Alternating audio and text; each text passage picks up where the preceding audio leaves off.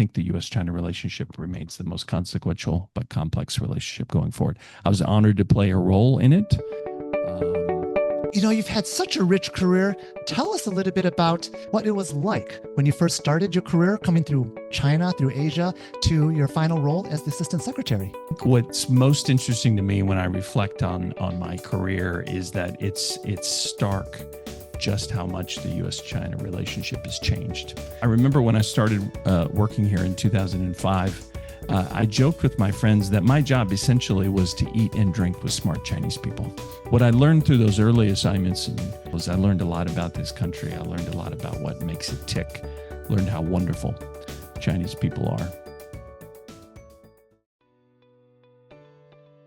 Both sides have recognized that the relationship today is primarily competitive, and we are grappling and struggling with one another to figure out what that means. It's increasingly clear there's a realization that what we need right now is stability. We are so significant to one another. We have such a huge global impact, including on the global economy. And the risk of a miscalculation that could lead to conflict is so catastrophic. We have to have channels of communication, and we have to be engaging with one another.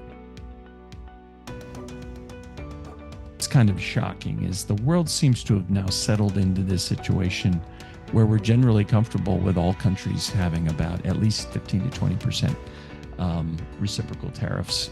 Now, it's important to note, though, that there are different flavors of tariffs that the administration is using, right? There are sectoral tariffs, which are much stickier, and I think really are designed to drive production back to the United States. And the administration's not been as flexible about adjusting those. The use of IEEPA in this way to impose these tariffs is being challenged in U.S. courts right now, and the Supreme Court is going to rule this fall.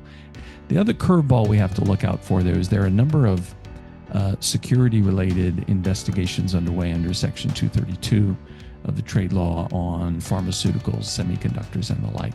So even though we've seen agreements on the reciprocal tariff rate, there will be more tariffs coming in those sectors.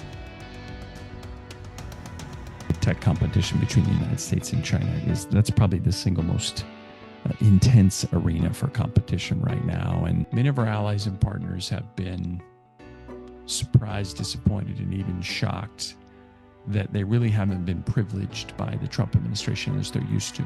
And they're seen, at least in the trade negotiation, oftentimes as competitors, not partners. And that worries them. And I will make one final point, that whether we're talking about strategic matters or economic and trade matters, I don't see things in binary terms. Countries will diversify and balance vis-a-vis China in more complex ways.